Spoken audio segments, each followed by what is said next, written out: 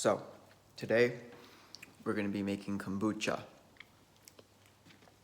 Now, I already did the first fermentation. We're going to do the second fermentation, and we're also going to replace the kombucha, right? So, all you need now is 2 teapots and 2 loose leaf teas. We're going to do black and green. Black is always necessary.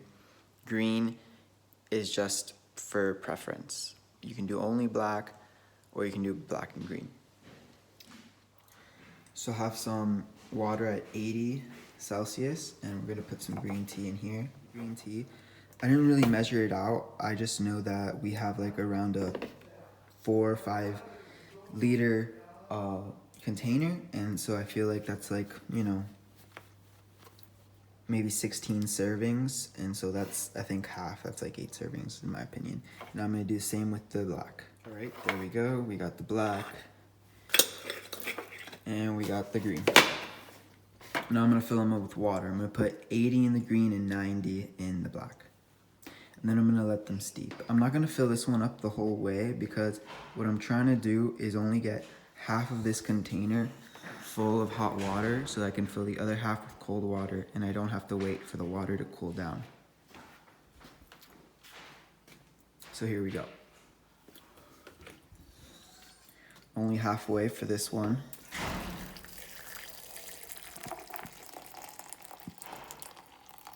I'm also gonna let it steep for a little longer than usual. Ugh. I'm gonna let it steep for a little longer than usual because we are using less water than normal for normal tea.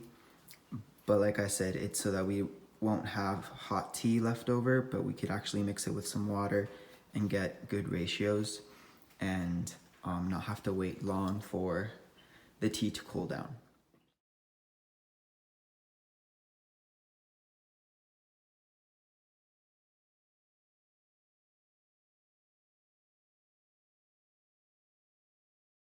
So this has been steeping for 15 minutes, and now I'm gonna put it in here just so I can mix it with sugar. So we're gonna get a cup of sugar, like literally a cup. Like just measure it out on a cup, put it in here, then put the teas in there, and you're gonna swirl this around because it actually takes a while for a cup of sugar to dissolve, funny enough.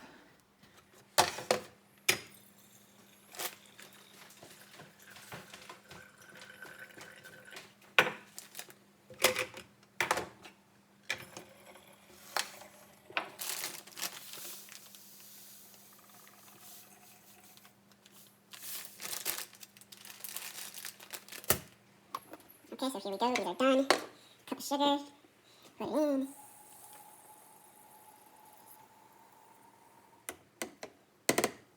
Nice. When I say to swirl it, I mean like really swirl it. Like this sugar isn't gonna dissolve unless you like do a little dance with it, you know? You can go like this, you can do two-handed, but it's gonna take a little bit.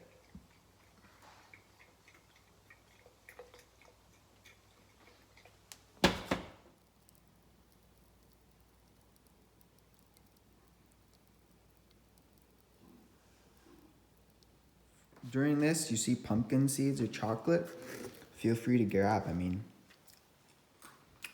we're sharing. Yum. Okay, so I got this whole setup right now, and it looks complicated, but I'll break it into different parts and I'll show you how it's done. I'm gonna get these fruit preserves in there as a puree for the flavoring. Those sugars are gonna start the second fermentation process and create the bubbles you like. Okay, to make the puree, I'm gonna use my trusty Ninja, and here I got the fruit preserves. You can use regular fruit too. It's just that the fruit preserves has really intense flavor that's really yummy. These blueberries are pretty darn good too.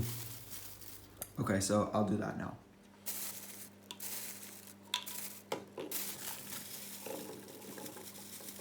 So blueberries don't actually have that intense of a flavor, but the jam does. So I'm gonna put a little bit of blueberries and a little bit of jam. And this is gonna be to fill one of these. I'm gonna try to fill it up to like a fifth of the way. Just a little bit of this though. 1 second.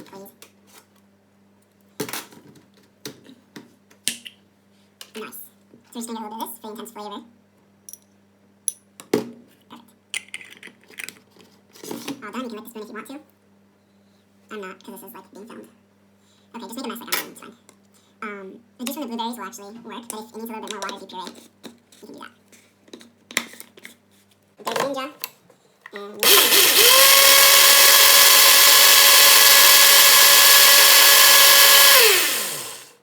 And so that might be just a little bit less than what you want. Let's see. So I use a funnel for this. It just makes everything so much easier.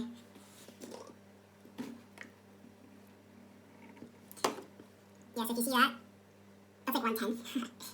I want a little bit more. Again, I'm going for an intense blueberry flavor, so I'm just going to repeat that process.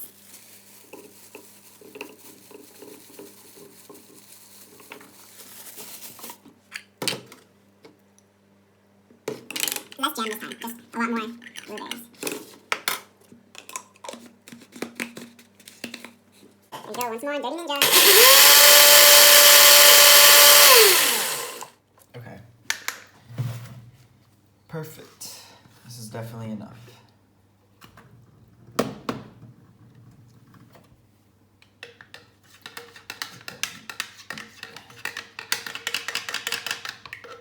Cool. Now, I'm gonna wash everything and do it with the strawberries.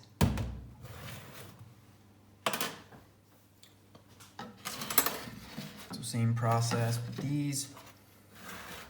For this, the water is actually gonna come from the preserve itself.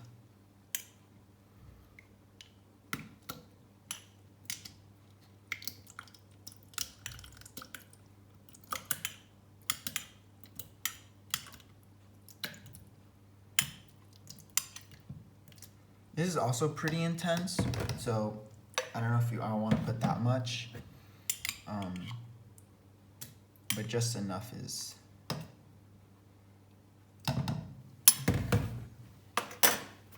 We're playing it by ear, or by sight.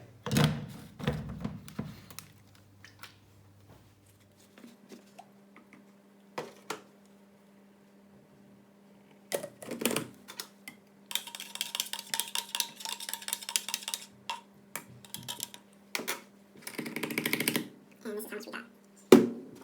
Surgery. You're gonna need a plate, a big spoon, a fork, and a knife, and your kombucha. So we're gonna open it up, and we're gonna see the yummy goodness in here. Yum. Brown is good, white is good, fuzzy mold is not. But this looks like a great one.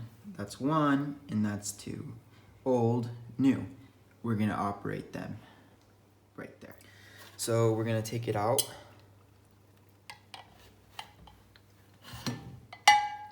Put it on the plate.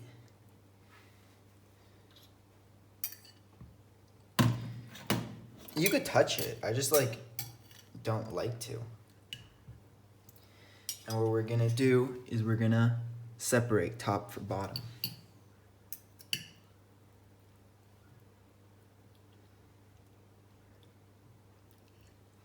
If it rips, it's okay, but you want it not to rip.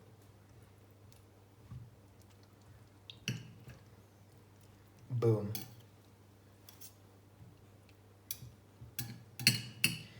And there you have it. You got old, new, old, new.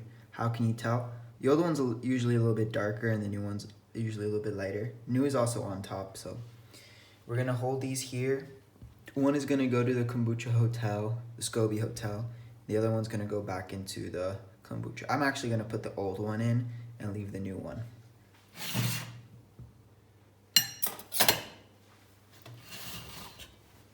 Okay, so now we got the kombucha. Now it's time to put them into the bottles for the second fermentation. Now, this isn't a science, but it's really important to mix it. Well, actually, it kind of is science. Let's talk about the science. So there's a lot of yeast at the bottom of this, and you kind of want the yeast to be spread out everywhere.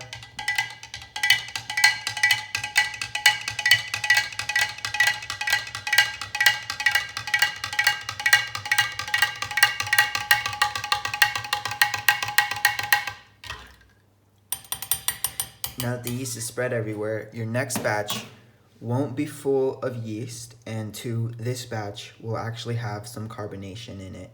Because without the yeast, you get no carbonation. So now we spread the yeast, we can pour.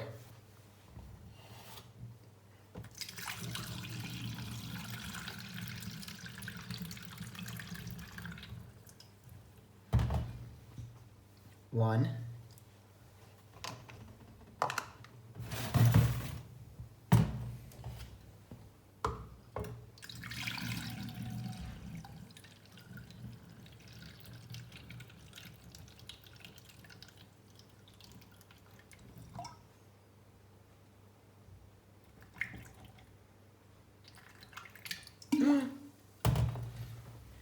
Oh shit, it's gonna explode.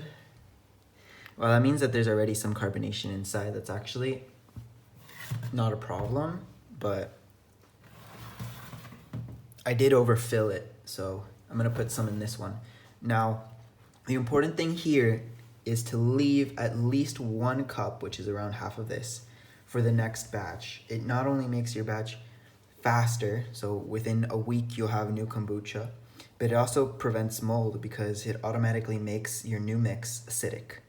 So I'm just gonna fill this one up just a little bit more.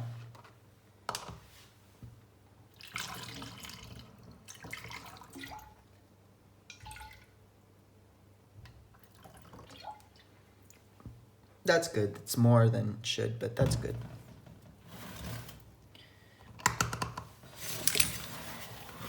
This is the end result. I'm gonna take this off. We're gonna bottle it.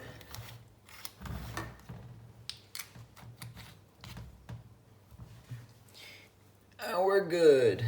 Okay, so back to the tea with sugar.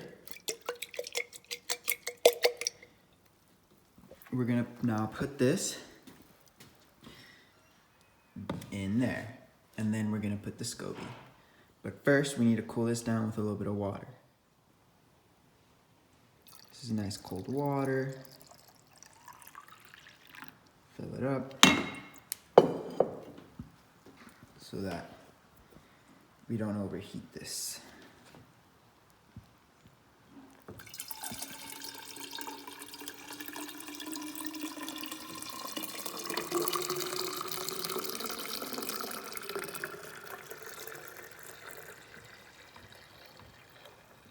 So I can tell that this is still hot, so I'm gonna put more water. Plus you wanna fill it up. Just more productive that way.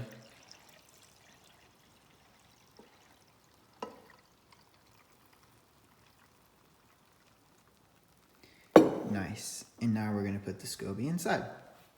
And there you have it. Then you wanna cover it, of course, with this. I'll show you. Okay, so here we go, final step, get the old SCOBY. Once this is cooled down, you put it in, leave it there, get something to cover it, cheesecloth or whatever, put this around it and let it sit in a corner, anywhere you want. And here we have the liquid that we took from it. This is our new kombucha. I'm gonna leave it outside for just a couple hours so that it infuses well. People can leave it up to 2 days in order to get fermentation, but these aren't really good bottles for fermentation because it's not a good cap. But it looks like it's already got a little bit of fermentation from the yeast inside the kombucha earlier. So I would only leave it outside for around 6 hours and then put it in the fridge, and it's good for drinking once it's cool. Enjoy.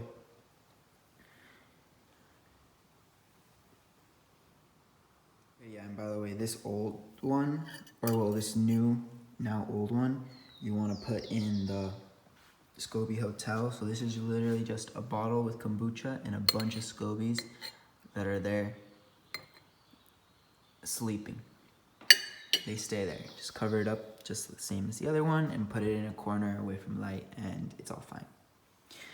In case your SCOBY ever goes bad, you got these as backup.